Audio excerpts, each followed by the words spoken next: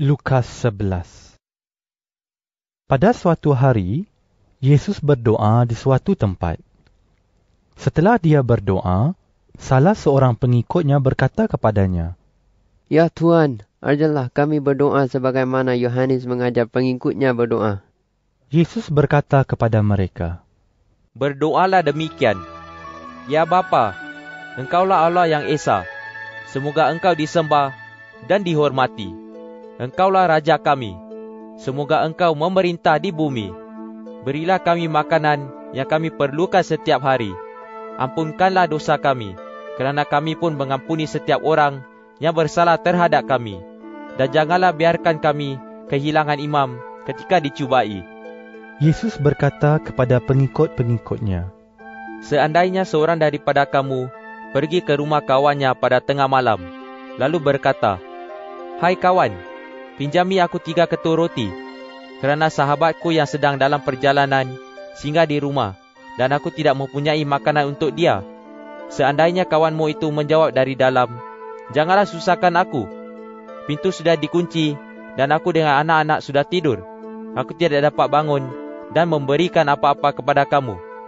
Yesus berkata, Lalu bagaimana? Ketahuilah, meskipun kamu kawannya, dia tidak mahu bangun dan memberikan roti kepada kamu. Tetapi kerana kamu tidak segan untuk terus-menerus meminta, dia akan bangun lalu memberikan apa sahaja yang kamu perlukan. Oleh itu, aku berkata kepada kamu, mintalah sesuatu daripada Allah, maka kamu akan menerimanya. Carilah sesuatu daripada Allah, maka kamu akan mendapatnya. Ketuklah pintu, maka Allah akan membukanya bagi kamu. Hal itu demikian, kerana setiap orang yang meminta sesuatu daripada Allah akan menerimanya. Setiap orang yang mencari sesuatu daripada Allah akan mendapatnya. Dan Allah akan membuka pintu bagi setiap orang yang mengetuknya. Siapakah antara kamu selaku bapa akan memberikan ular kepada anaknya ketika dia meminta ikan? Atau adakah kamu akan memberikan kalajengking ketika dia meminta telur? Walaupun kamu jahat, kamu tahu memberikan apa yang baik kepada anak-anak kamu. Lebih-lebih lagi Bapa yang di syurga, Dia akan memberikan rohnya kepada mereka yang meminta daripada Bapa." pada suatu hari, Yesus mengusir roh jahat daripada seorang bisu. Setelah roh jahat itu keluar, orang itu mula bercakap. Orang ramai hairan, tetapi ada beberapa orang yang berkata, Beelzebul, ketua semua roh jahat, telah memberikan kuasa kepada Yesus untuk mengusir roh jahat. Ada juga orang lain yang hendak memberangkap Yesus. Mereka meminta Yesus melakukan mukjizat untuk membuktikan bahawa dia datang daripada Allah. Tetapi Yesus mengetahui apa yang difikirkan mereka. Lalu, dia berkata kepada mereka, Negeri yang berpecah menjadi beberapa bahagian lalu saling bermusuhan tidak akan tahan lama. Keluarga yang berpecah belah dan saling berlawanan akan hancur.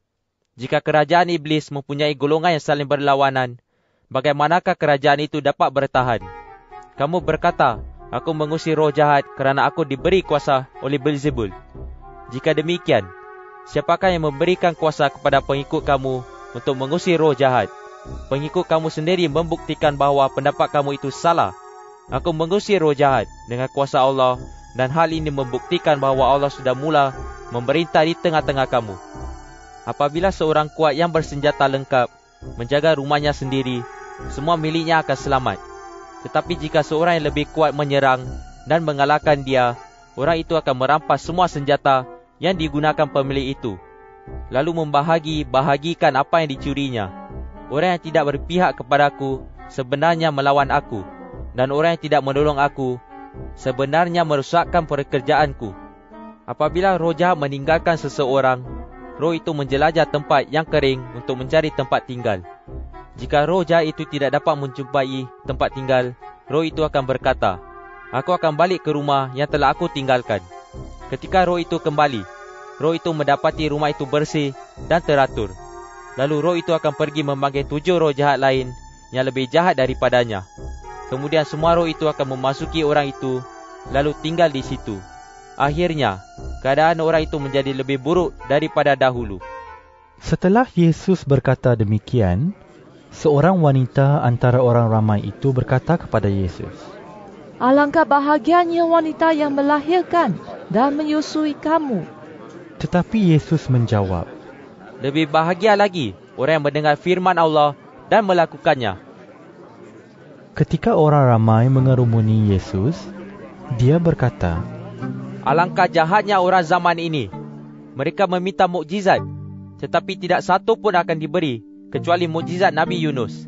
Sebagaimana Nabi Yunus menjadi satu tanda bagi penduduk kota Niniwe, demikian juga Anak Manusia akan menjadi satu tanda bagi orang zaman ini. Pada hari pengadilan kelak, Ratu dari Sheba akan bangkit lalu menduduk orang zaman ini. Ratu itu datang dari hujung bumi untuk mendengar ajaran yang bijak daripada Raja Salomo. Ketahuilah, di sini sekarang ada yang lebih besar daripada Raja Salomo. Pada hari pengadilan kelak, penduduk Niniwe akan bangkit lalu menduduk kamu, kerana mereka bertaubat daripada dosa ketika mendengar Yunus menyampaikan perkabaran. Ketahuilah, di sini sekarang ada yang lebih besar daripada Yunus. Tidak ada orang yang memasang pelita lalu menyembunyikan atau menaruh pelita itu di bawah pasu. Dia akan meletakkannya di atas kaki pelita, supaya orang yang masuk ke rumah dapat melihat cahayanya. Mata bagaikan pelita bagi tubuh. Apabila matamu terang, seluruh tubuhmu penuh dengan cahaya. Tetapi apabila matamu kabur, seluruh tubuhmu menjadi gelap gelita. Oleh itu, berhati-hatilah, supaya cahaya pada dirimu tidak menjadi gelap. Jika seluruh tubuhmu penuh dengan cahaya, dan tidak ada bahagian yang gelap, maka seluruh tubuhmu itu terang benderang, seperti disinari cahaya. Setelah Yesus berkata demikian, seorang Farisi menjemput Yesus makan di rumahnya. Yesus pergi ke situ, lalu mulai makan. Orang Farisi itu hairan melihat Yesus makan dengan tidak membasuh tangan terlebih dahulu. Oleh itu, Tuhan berkata kepadanya, Memang kamu orang Farisi biasanya membersihkan bahagian luar cawan dan pinggan, tetapi hati kamu penuh dengan kekerasan dan kejahatan. Kamu bodoh. Bukankah Allah yang menjadikan bahagian luar, juga menjadikan bahagian dalam? Berikan apa yang ada di dalam cawan dan pinggan kamu kepada orang miskin. Jika kamu berbuat demikian, kamu dan milik kamu akan menjadi bersih. Malanglah kamu orang Farisi. Kamu memberikan 1/10 daripada selasih, igu dan herba lain kepada Allah, tetapi kamu mengabaikan keadilan dan kasih kepada Allah. Perkara-perkara itulah yang seharusnya kamu lakukan tanpa mengabaikan kewajipan yang lain. Malanglah kamu orang Farisi. Kamu suka akan tempat duduk khas di dalam rumah ibadat, dan kamu suka dihormati di pasar. Malanglah kamu. Kamu seperti kubur tidak bernisan, yang dipijak-pijak orang tanpa disedari. Salah seorang guru Taurat berkata kepada Yesus, Guru, apabila guru berkata begitu, guru menghina kami juga. Yesus menjawab, Malanglah kamu guru Taurat. Kamu meletakkan beban yang berat ke atas bahu orang lain, tetapi kamu sendiri tidak mahu menghulurkan satu jari pun untuk menolong mereka memikul beban itu. Malanglah kamu. Kamu membina kubur yang elok-elok untuk para nabi yang dibunuh oleh nenek moyang kamu. Dengan tindakan itu, kamu menyetujui perbuatan nenek moyang kamu. Mereka membunuh nabi-nabi itu, dan kamu membuat kubur bagi para nabi itu.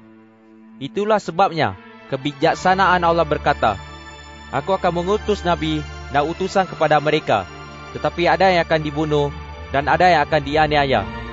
Demikianlah, orang zaman ini akan dihukum kerana pembunuhan semua nabi sejak dunia ini diciptakan, mulai daripada pembunuhan Habel sehingga pembunuhan Zakaria yang berlaku di antara mazbah dan tempat suci itu. Percayalah, orang zaman ini akan dihukum kerana pembunuhan semua nabi itu. Malanglah kamu, guru Taurat.